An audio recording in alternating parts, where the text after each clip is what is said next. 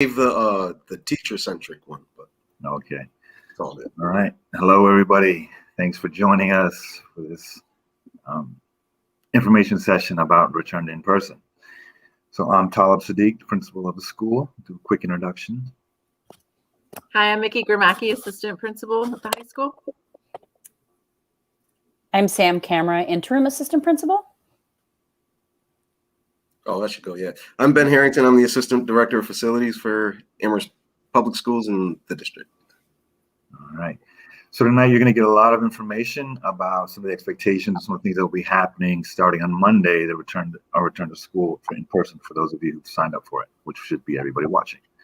And then you're also going to get this information. You'll be able to refer back to the video whenever you want. We'll also be sending an email with this, some bulleted, some of the main points that are mentioned tonight. So if you miss something, you'll be able to revisit it later on. So actually, Mr. Harrington is going to go first. We'll go through his slide, have a chance for Q&A, and then we'll get on to the rest of the presentation. Hand it over to you, Ben. Perfect. All right, if we could get the slideshow going here.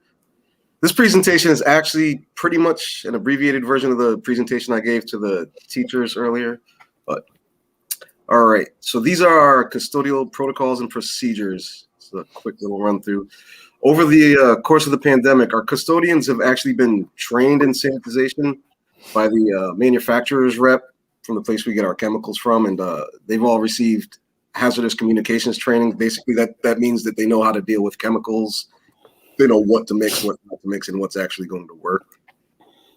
Next, we're using these fancy little gadgets, these electrostatic sprayers. What they do is allow us to cover like a broader swath, right? So if we skip to the next, yep. So what happens is the product that we're spraying, right, the sanitizer is positively charged, right?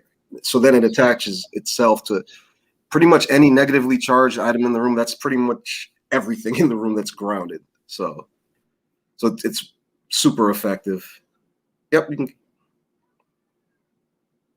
Uh-oh, where did we go? We can skip past this. That's just the video. So what we're using to sanitize is a product called Green Clean. And then we're also using hypochlorous acid, which we're generating ourselves in-house. We'll talk a little more about that later. They're both highly effective against the SARS-CoV-2 virus and have been tested directly on the virus itself. So pretty good stuff here. If we go to the next one. This is like the chemical breakdown of Green Clean. If we go to the next one. So there's the one part in the box here that's important, where it says apply solution with a spray device, cloth, sponge, yada, yada, yada. Then allow to air dry, no rinse required. If you've been to the schools around the facilities, you'll see like a chalky substance on the doors. That's what that is the Green Clean. It kind of adheres there. We'll talk more a little bit about how we're sanitizing versus cleaning at times. Go to the next one. We can skip past that. So this is hypochlorous acid. If we skip to that's the chemical breakdown. So what it is we basically make this in-house. Well, not we make it in-house by using water, non-iodized salt, and electrolysis. And basically it's the same chemical that's produced in your body, and we're using it much the same way that your body would. So we get the next slide. So basically in your body, like a pathogen would attack and come in, right? A virus or bacteria. Your immune system calls out the white blood cells. The white blood cells go ahead and engulf the pathogen. And what they create is this hypochlorous acid, and that kills the pathogen. That's exactly what our custodians are doing in the building. So pretty much anything that's on a doorknob or surface is going to be killed by our sanitizing process here. We can go to the next one. We can skip past that. That's more elementary school stuff there. Yep, let's get past that. So yeah, like I was saying, the primary focus for our custodians is sanitizing and disinfection. That's basically infection control, right? So with the sanitizing and disinfecting, our main priority is to kill viral matter, bacterial matter, et cetera, et cetera. Whereas cleaning is more aesthetic, like we're looking to make things pretty. We're trying to find the balance these days, with more information that's been coming out where less concerned with transmission via surfaces. Sorry about that. And then most importantly, our restrooms are being cleaned twice daily in addition to the sanitizing that we're doing. So we can skip past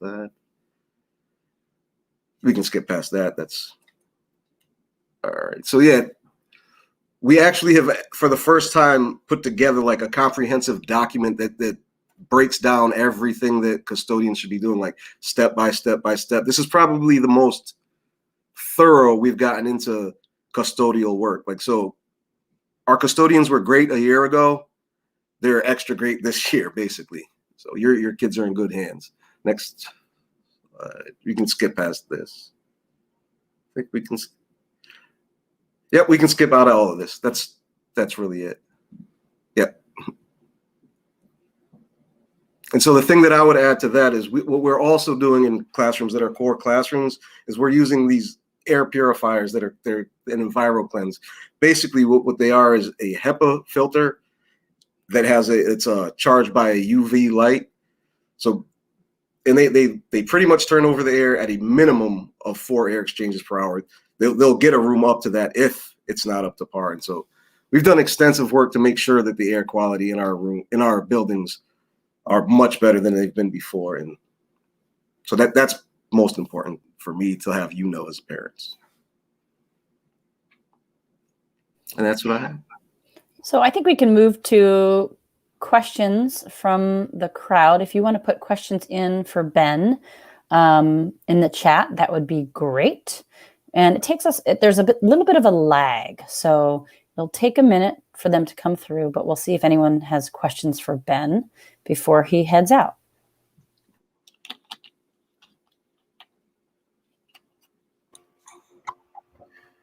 And if people can't think of questions right now, they can obviously always email us or contact us, and we'll get back to you at another time. Yeah.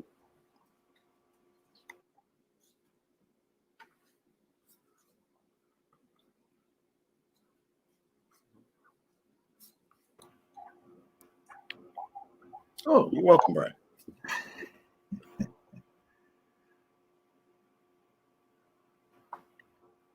Will there be desk cleaning in between classes? Not necessarily. So teachers will have in their rooms alcohol wipes. So if somebody needed to wipe something down, that definitely could be done, but the custodians won't be. Oh, thank you, Trish. That's awesome to hear.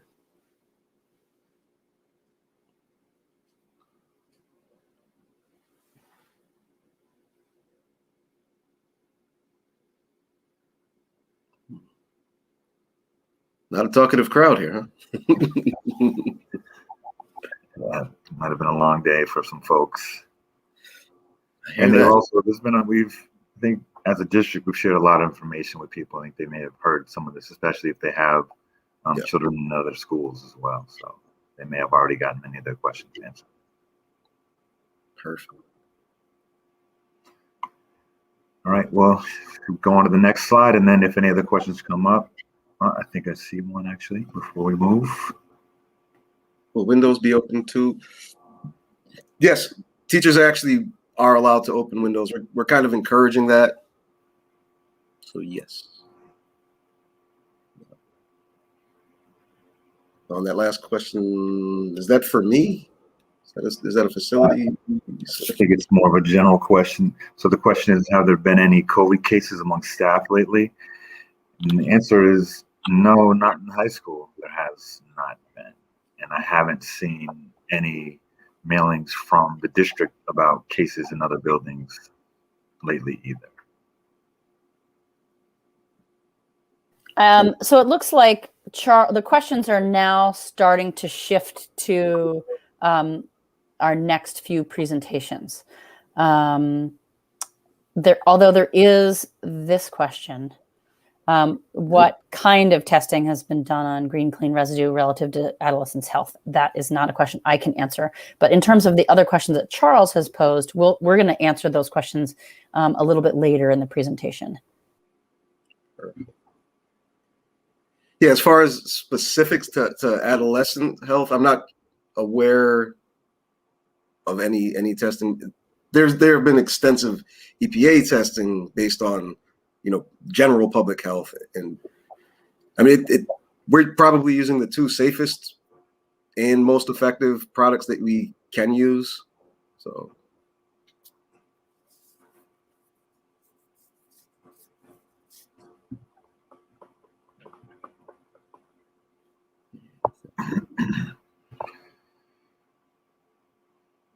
Right.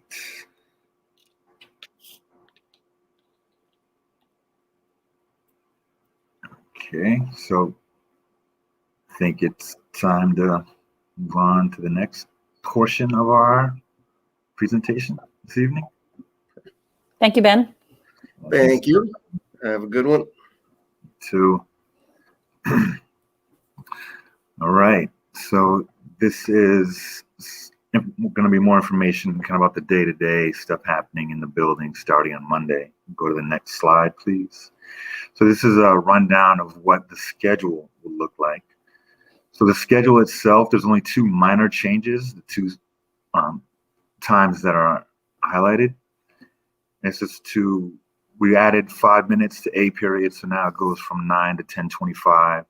When we were in school and had our 7-drop-1 schedule, our A period was 5 minutes longer then as well. This allows teachers 5 extra minutes to read morning announcements, which contain a lot of important information for students. And we also thought about that we had 10 minutes built into in between classes before. Now we've moved the passing period back to the way it was pre-COVID, which is 5 minutes. So that's where the other highlighted time indicates about 5 minutes in between the two lunch periods. Other than that, the schedule will be the same as it has been for in-person and the folks who are staying remote. One of the things that has changed is the 2:30 to 3 time is really going to be a time for the teachers who are in person to provide extra help to everybody who's remaining remote. People who are in school will be receiving help throughout the day during the longer block periods.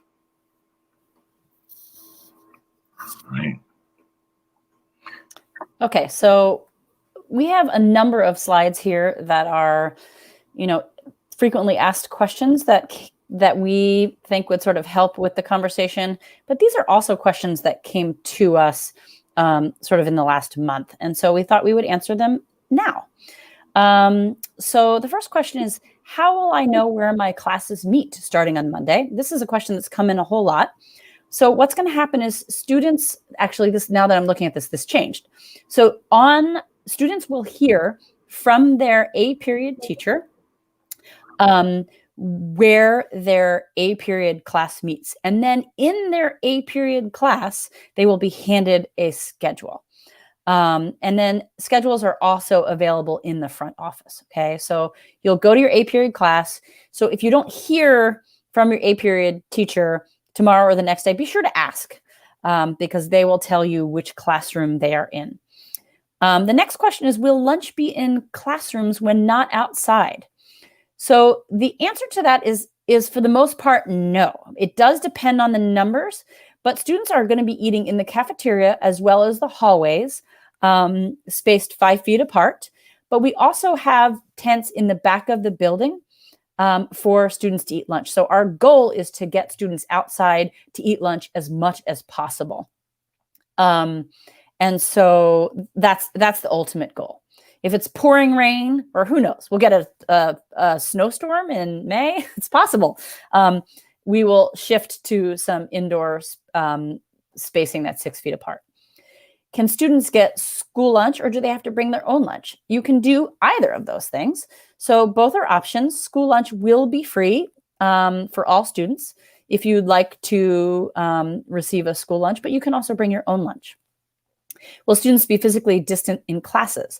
The answer is yes. We're going to maintain at least 3 feet, and we're striving for 6. So most classes are at least 4.5 feet, but in general, they're pretty much 6 feet. Are we going to have mask breaks? We're not going to have mask breaks in the classroom, but teachers are planning to take students outside for mask breaks. All right, so next slide. So I'll take this one. This is Mickey. So when will D period meet? And actually, I'll be able to answer Carrie Crosby's question in conjunction with this. So students will have A period, then B period. And then after B period is that 1 hour lunch block. And in that 1 hour lunch block, about half of the school will go to lunch. So therefore, students who don't have classes with their friends, there's a strong likelihood that they'll have lunch with some of their friends, and students will be able to, they're not going to have to stay with their B period class. And at the same time, while most of the students will have a directed study type opportunity to log in, do work, just, take a break, students who have actual D blocks will have that time with their D block teacher. So every single day, students who have D blocks will be with their D block teacher. So there won't necessarily be 5 days a week of synchronous instruction with their D block teacher, but that allows them to actually have time with their D block teacher. And then everyone else will have lunch in addition to students with D block. And then students who have academic skills in their D block will also have the opportunity to meet directly with their liaison at that time. So what time will the building be open? So the high school doors will open at 8:50. And so students who arrive earlier will be asked to remain outside. So you really need to think about the weather and make sure that, you have proper clothing. And then the question about, will hand sanitizer be available? Yes, we will have hand sanitizer available, and we're asking students to use that prior to going into their 3 or 4 different classrooms. Students may also bring their own hand sanitizer.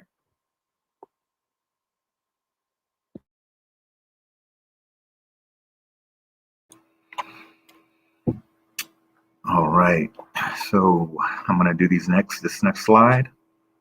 Okay, so for the first question, what will happen if students are not following expectations about masks? So our first approach will obviously be trying to talk to the student to find out what's going on. Is it just they need a mask break? Is there some other thing happening with them? Are they feeling extra anxious or stressed out? Then if it continues, obviously we're going to remind them of how important it is for everyone to keep their masks on at all times, except for when they're eating or when they have a designated mask break. If it becomes a problem, an ongoing problem, we'll be communicating with the families to figure out if being in person is really the best fit. Some people may have not had to wear a mask for nearly an hour or more in one stretch. So it may turn out to be too much for some folks, and they may decide, or we may decide, with the student and family, that it's better that they switch back to remote learning. Excuse me. Okay, will classes happen outside? So ideally, many classes will happen outside. Some will happen outside more often than others, but I think you will most likely have at least one class outside a day. They're going to be we have a lot of space around campus. We're trying to work out hot spots for certain teachers so they can go a little bit further away from the building. So even if they do need to access the internet, they can take a hotspot with them and be, again, a little bit further away from the building and have more of their classes outside. So I think as the fourth quarter progresses and the weather gets even warmer and nicer, I think, and we, again, work out a few things, more and more classes will be outside. The next question, will students be able to use lockers? So we are not issuing lockers to students for the fourth quarter. We're really trying to cut down the congregating in the hallways. When students are in the hallways, we're really going to want the traffic to keep flowing from one class to the next class. And for students to stop and use lockers, it just creates, again, a lot of the crowding, and it makes potential contact tracing even harder to do. So the next question after that is, where will students keep their instruments and their sports equipment? So students with their instruments, they will be keeping their instruments in the auditorium. Each student will be able to, place their instrument in a seat in an auditorium and be able to retrieve it whenever before their music class, and they can put it back there after their music class. And for students with sports equipment, there'll be a space either in the locker rooms or the gym. We'll make that clear on Monday morning where you'll be able to put your equipment, but it will definitely be in the gym area. So when you first thing Monday morning, excuse me, if you have sports equipment you want to store, you can head over to the gym area and we'll show you exactly where to put it. And you'll know where it will be when it's time for you to get it before practice. And the last question on this slide is, how will bathrooms work? So bathrooms, people will be taking bathroom breaks during class time.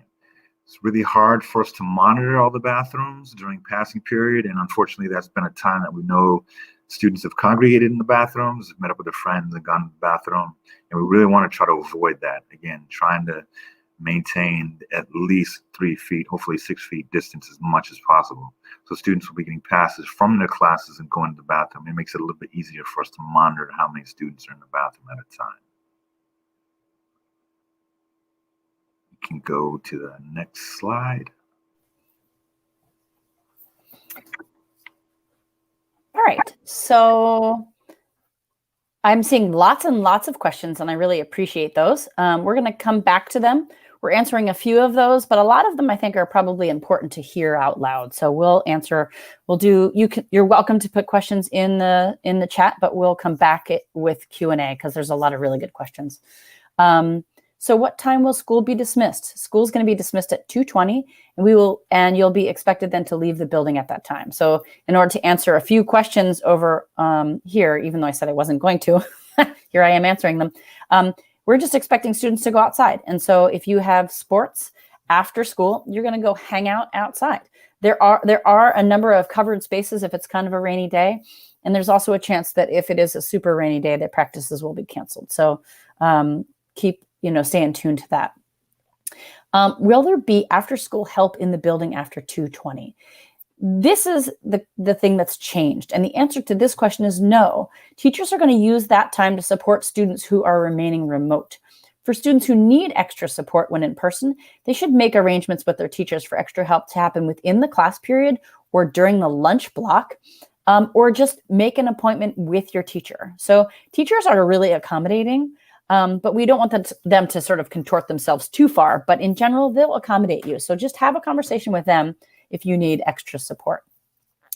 For students who remain remote, will there be orientation in the fall to support them with their transition to the high school building? Of course, right? So we have this Friday, there are a few tours for new students and 9th grade students, but that doesn't mean we won't also have them in the fall.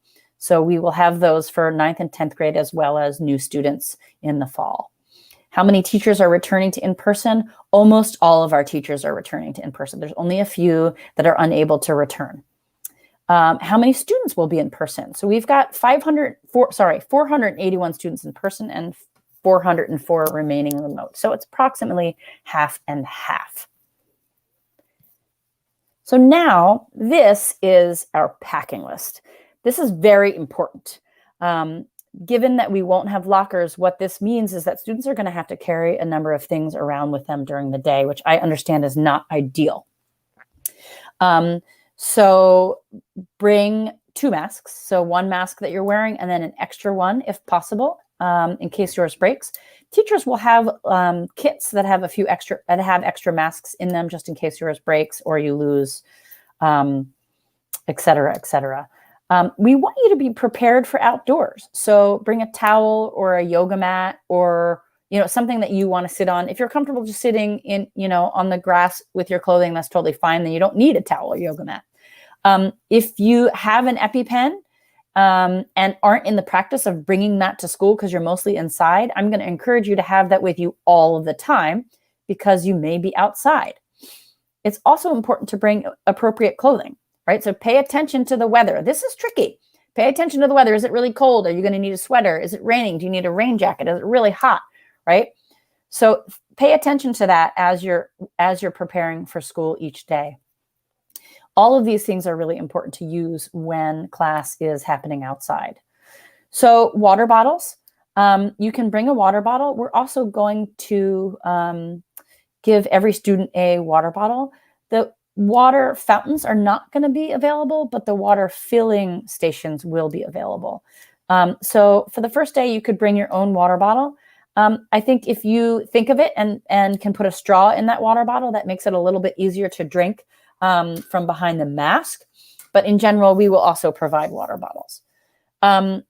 if you need to remember one thing from this list and only one thing from this is the one, which is your Chromebook needs to be fully charged. So you get yourself ready for bed, plug your Chromebook in, make it part of your ritual, set a reminder, because you need to start your day with a fully charged Chromebook. You also need to bring in your charger for your Chromebook.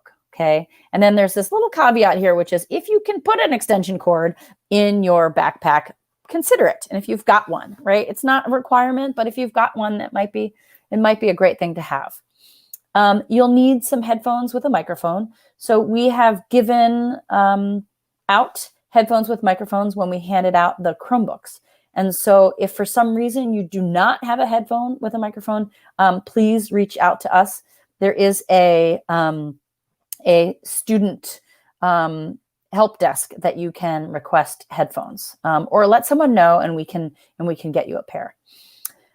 Don't forget your school supplies, right? So you'll need a pen and paper and a pencil. If you're taking a math and you need calculator, or physics, if you need a calculator, you know what you need, right? Your notebooks that you'll need, textbooks if you need those, your art supplies, your kit supplies, right? And the kits are things like science and engineering. Teachers will be in the practice of letting you know what you're going to need for the following day. So it may be that you don't have to carry everything all of the time. And if you're curious about that, I would encourage you to ask your teachers that question.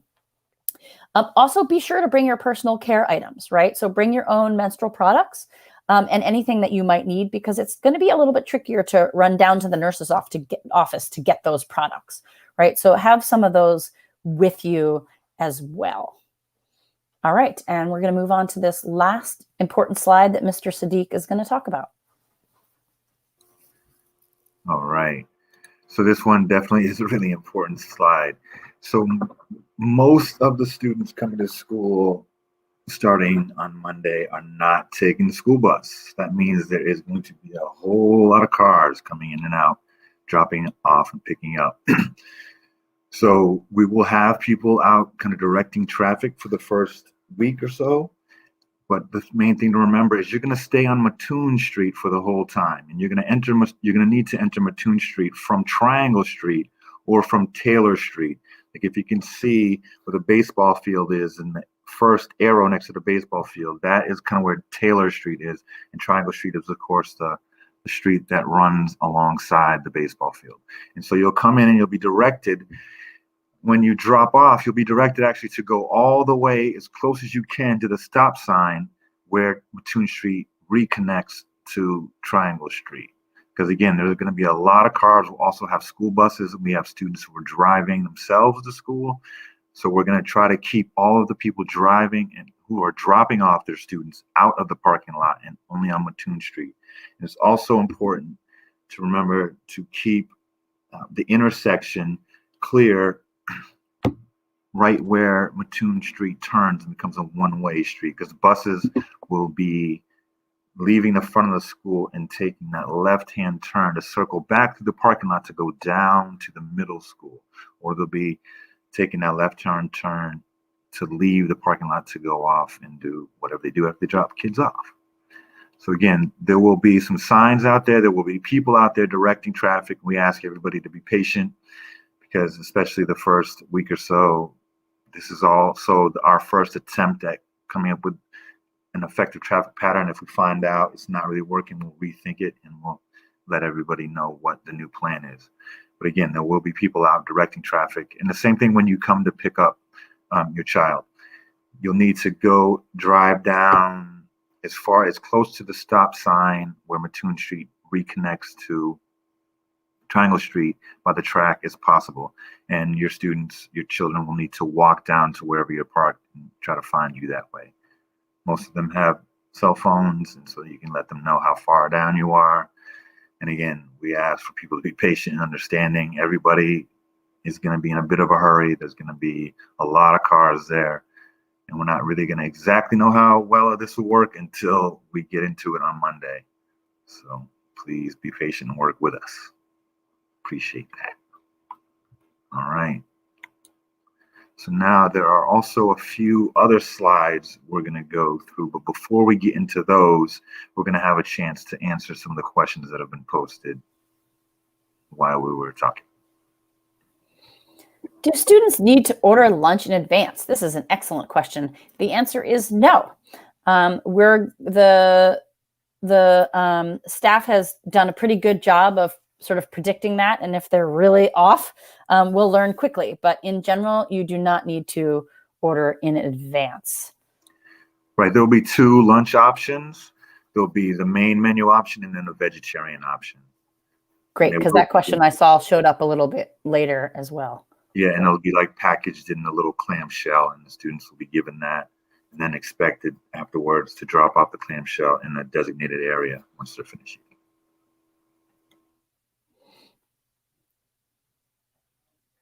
Do students have to stay with their B period class for lunch if they're outside?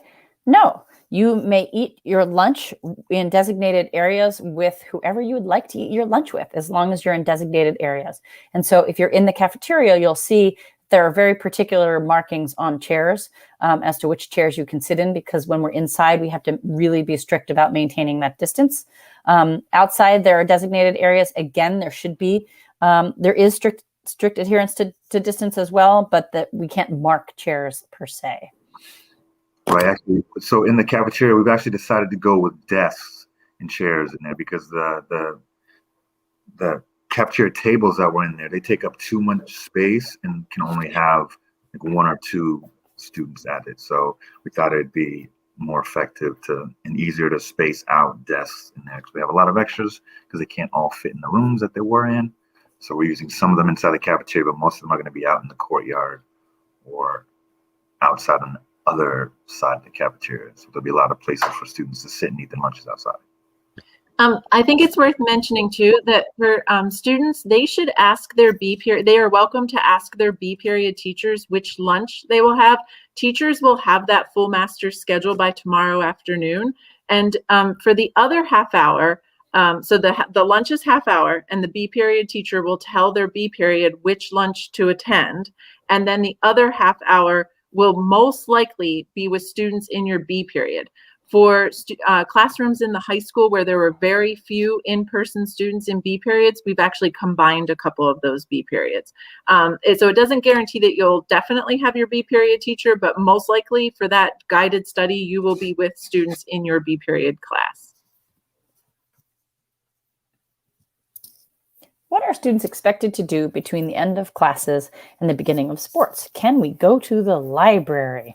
We happen to have the librarian with us. She's our behind the scenes tech expert, believe it or not. But in general, we're asking students to go outside. I think that there may be an opportunity for students to go into the library to do additional research, but there is a capacity to the library, and the librarian will be Ms. Stalker will be in charge of that capacity and letting folks know if it's at capacity. You will see a note on the door suggesting that. I'm not sure, Ms. Stalker, if you wanted to pop in and add anything to that, but you're welcome to. Hi, Grace. What a great question. We would love to have every student come to the library after school. In an ideal world, we'd be back to our normal crazy after school library environment. Obviously, that's not really possible. We often have upwards of 200 kids in the library after school, and that's not feasible. So we are figuring out exactly what our capacity is going to be in the library, and if there's any other reason that we might need to use the library for D period related things after school. But we are hoping to make it available on a somewhat limited basis and figuring out a good system for that. So stay tuned. There'll be more about that probably in the morning announcements next week as we figure out what those will be. So great question. Hope to see you soon. When will students learn which cohort they are in? Good question. So I think part of that is Ms. Gramacki answered that question. It's going to be teachers will have that schedule. So the cohorts, you'll find out like what lunch you're in. That's the only real cohort that you'll be in. And your B period teachers will find that out by the end of the day tomorrow. Can students get help from their teachers during their guided study, e.g. if they are not in a D block class? I would encourage you to speak with your teachers about that. right? So they're likely going to be setting up opportunities for additional help. So this is going to require a little bit more planning and communication with your teachers. So the answer to that question is possibly, as long as you're communicating and making a real plan with them. Going through the questions here, let's see.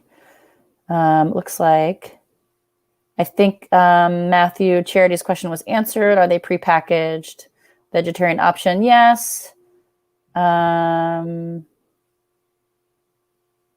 a lot of these were answered. Let's see. I see one that says, will you be able to heat up your lunch? Oh, yes, go ahead and answer that one. Yeah, there'll be the microwaves that were in the cafeteria before will still be in the cafeteria, so you'll be able to use those. So will classes be similar to how they were before the pandemic, or will the teachers be sitting at their desks and looking at their computers? This is a really important question. And given the physical constraints and the distancing requirements, they will be in a designated space at the front of the classroom. So they may not be sitting at their desk, but they will be in the front of the classroom. And in order to fairly address the remote students and the students in class, they will need to be looking at their computer, okay? But they will be projecting up on the front board all of the teaching that they're going to be doing, okay? This doesn't mean that the students in class will also all be in the Google Meet, right? There's some variety here, and teachers have been really creative about thinking about that. But in general, in order to be equitable, they will be needing to look at their computer in order to address the remote students as well as you all in the classroom. But you'll see some variety. There is some creativity here. People are doing lots of different things. Can we bring in our own laptops instead of Chromebooks? The answer to that question is yes. Okay. Oops, I may have gone too far down. It moves too quickly.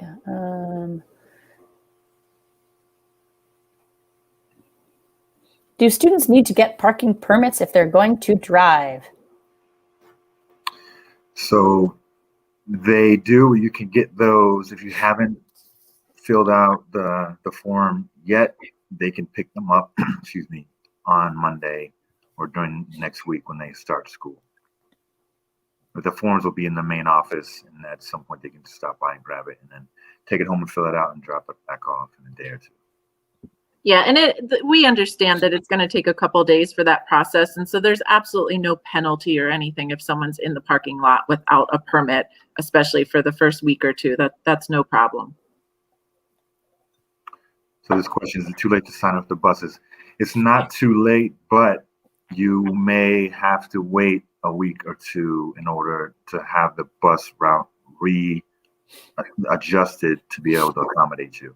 It really depends. That there may be someone, your next door neighbor or someone down the street may already be taking the bus, and in that case it would be a quick, easy fix. But in some cases, it may take some adjusting.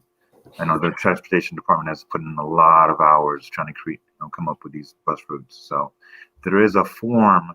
If you email me either at any point, I will submit the form, the transportation form. And then once we find out from transportation that you've been added, we'll tell you the time and place that you'll be picked up in the morning and what time you'll be dropped off in the afternoon.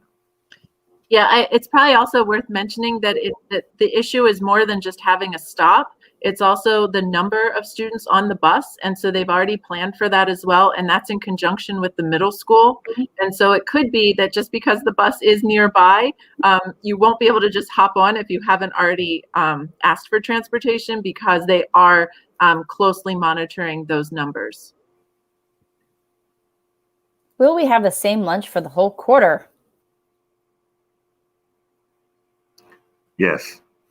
Well, you'll have the same lunch the whole quarter, yeah. Will in-person students be watching their teachers and engaging with them through the computer? Yes and no. So for instance, let's say you've got a Padlet or a Jamboard, right? You might be using your computer to engage with the remote students and the teacher, but the teacher is also going to be speaking with you, and you will be talking directly to the teacher and not through the computer.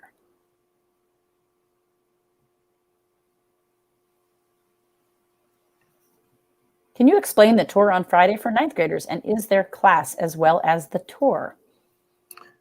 So for the ninth graders, those classes, A and B period, will be asynchronous.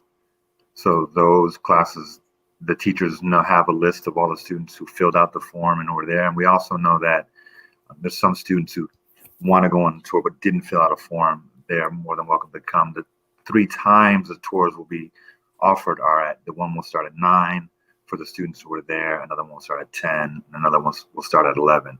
Tours will take approximately 45 minutes. It'll be 10th, 11th, or 12th graders giving the tours, and there'll be the students who show up to receive the tours will get their schedules, printed schedule that day, and they'll be taken around to all their classes.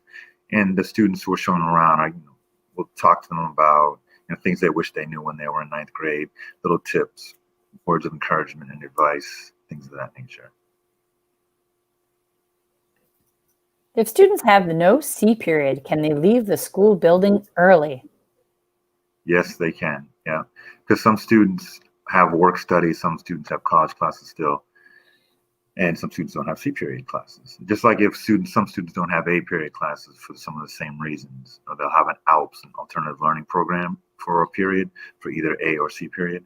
And during those times, if you don't have an A period class, don't show up until it's time for your B period class.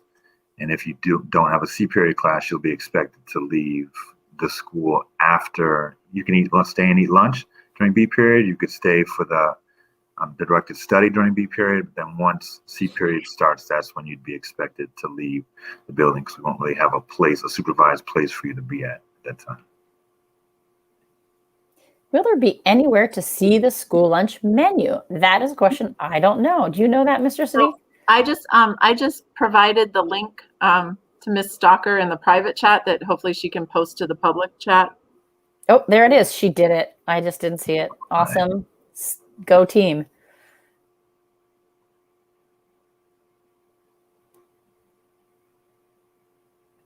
So if we had signed up for the bus, would we have heard already? We can't remember if we did or not. So the bus routes they've been sent out, haven't they, Mr. Siddiq? They have. So you'll have to just take a look at that and see if you can see your address if you don't remember. And if not, then shoot us an email and we'll contact transportation and get the answer for you. There seem to be a lot of questions about the tour on Friday. So we never received any information about the tours. Where can we access it? So the information was sent out to students a couple of weeks ago. So the main choice, the most important part of the tour is deciding what time you want to take a tour. And the 3 options are 9, 10, and 11. So, and also they're in the form that was sent out, we're not going to be able to provide transportation.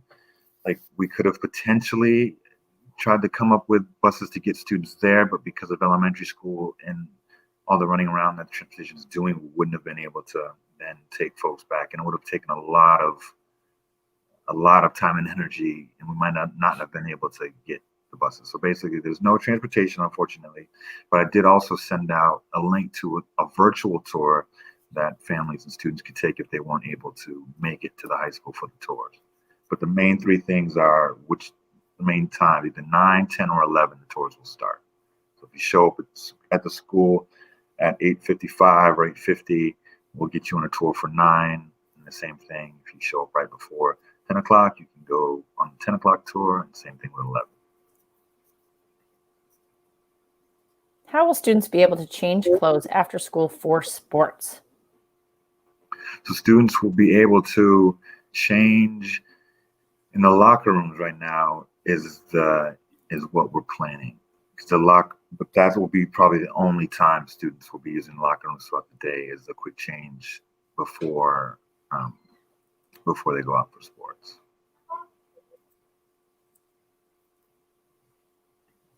Do you want us to complete the tour request form now if we haven't already, or just show up, is my guess, is the other part of that question? Right, you can complete it if you still have it. It's still open, so you should be able to complete it. And it looks like Ms. Stalker found the link. So she posted that in the chat. Thank you. That's the link to the virtual version, virtual Oh, tour. sorry. For those who can't go in person, not the Google form. I'll send you the link to the tour. And I'll put that in the chat. Okay.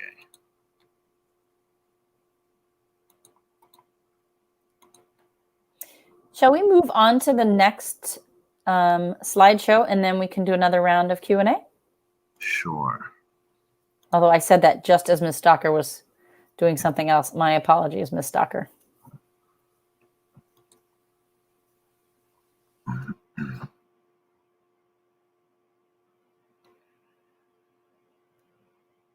All right. So I just sent Ms. Stalker the link to the form to fill out for the tours. I'll put that in while she's checking up on the chat, while she's pulling up the next slideshow. Put it in the private chat.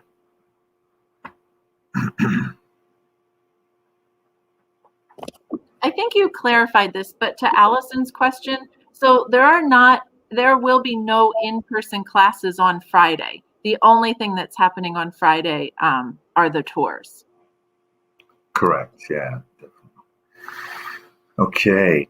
So these slides are again more about health and safety type stuff. So this is an example of the masks that will be allowed and the ones that won't be allowed. So we will have extra masks for students who either there's break during the day or they forgot theirs or something, unforeseen happens. But we're not allowing bandanas or the neck gaiters. They do not prevent, they don't really filter anything the way masks do. So here's an example of the types of masks that are allowed and the ones that are not allowed. Again, we'll also share, this information with you again, so you can refer back to it. All right, and this is a little bit about mask exemptions. So of course, there are some people who, because they have a medical condition, have been exempt from wearing masks. So there may be a few students walking around the school without masks on, and they will, so you can assume that they have a medical exemption. Adults may check in with them. If you're someone who has a medical exemption and listening now, adult may check in with you, and then you can just let them know that you have a medical exemption. And we went over the mask breaks a little bit before, while you're eating and drinking, of course, and also there'll be times when your teacher may take you outside to get a mask break. They're not really going to happen much in the classrooms.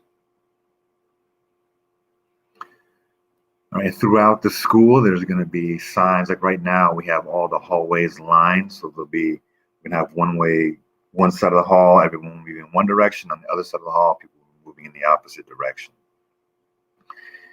And there's also signs in the hallways reminding people to stay 6 feet apart. And then we'll have some signs on the bathroom doors as well that will either say knock first or occupied. We're trying to keep people safe as possible. So also, caregivers, we're counting on you to really monitor your child's health. If you suspect if they have, of course, any symptoms, please keep them home. There will also be a text or an email sent out from the district every morning reminding you to check in with your children to make sure that they're feeling well, non-symptomatic, and that they're good to go to school. If they do come to school and we find out, they're not feeling well, of course, the nurse will be alerted. We do have a medical waiting room for people who have any symptoms of COVID. There'll be, if the nurse determines that the person is symptomatic, we do have Binex tests available that will be given to students who, of course, are showing symptoms of COVID. And then we'll start the whole contact tracing protocol, which is really led by the Amherst Department of Public Health. Of course, we work very closely with them. They do most of the investigating, and we answer their questions and give them all the information they need to do a thorough job with contact tracing. In the next slide, this is, of course, explaining some of the reasons why you may need to stay home from, or maybe you could do your learning remote if you're not feeling well. Obviously, if you're, you have the chills, fever, upset stomach, things of that nature, when asked at you. Sometimes in the past, people would feel a little sick and they would still come to school. Now we're asking, if you feel sick at all, please don't come to school. Take care of yourself.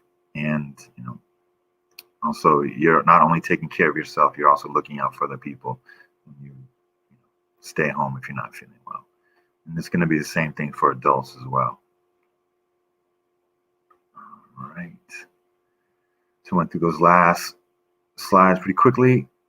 And if people have more questions, please feel free to post them at any time. So we'll be doing pool testing in the fall. That is a good question. Not sure. I think, well, there's a lot of time between now and the fall, and we've seen how quickly things change. So that is a question that I can't answer accurately at this point. I could tell you yes, and then things change, and hopefully we won't need to do pool testing in the fall, or things may change, and that may be something that we feel is the best way to try to keep people healthy and safe. More information will come out about that sometime in August. Can you choose to do some remote days even if not unwell? So you could choose to do remote days. If say you missed a bus or something like that, or you just you're feeling really tired and you want to sleep a little bit, you don't have to get up quite as early to do remote as you do to get to school. So you could do remote days. Can I just say, though, we are doing extensive planning and we're working very hard to find coverage for all of the different blocks and periods. And so having large numbers of students just coming and going and not being able to plan for that is very challenging. So I do think if it gets to a point where it seems like remote is a better option, we would prefer to know about that, because it would allow us to potentially better utilize staff throughout the building. If you don't feel well and stay home but still attend class, who should you let know? The teacher will know. So the teacher has an attendance system that is set up to articulate if the person is remote present or in-person present, remote absent, in-person absent. So the teacher will, you don't have to let anyone know, the teacher will know that.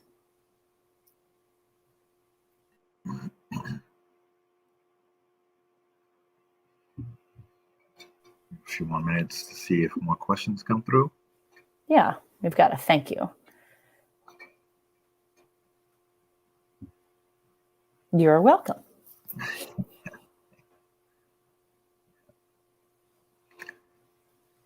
So again, this is a lot of information.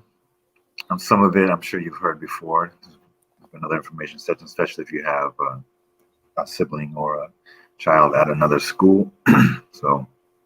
But we will also make it available and be sending it out so people can refer back to it.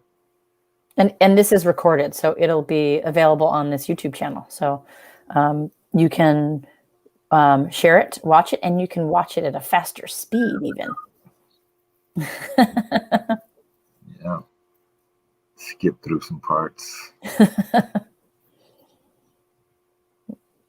Looks like I don't see any more questions. Ms. Stalker, do you see any questions coming in from the outside? That's not delayed? Nope. Okay. So I got to say, I'm excited to see many of you on Monday. All of you, you and maybe your parents will see you in the parking lots, because I'll be out there walking around. So it's gonna feel a little different, especially the first couple of days. So, but it's everybody's really looking forward to it.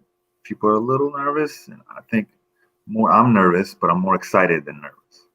So I think it's going to be a lot of fun to see each other again and get back into the swing of things and get ready for full school next year. Yeah. You're welcome, Meg and Cheryl and Carrie and Stacy and Elizabeth and Matthew and Bria. You're welcome. You're welcome. So I see a question about, will the slide deck be available outside of the video? I was going to say, if you guys are okay with it, we can put a link to it in the description box. It'll just take I would give it a little bit of time for it to get in there, but we will put that in there so you can refer back to it later, as well as some of the other links that are in the chat. We can try to put those in. Great. Right.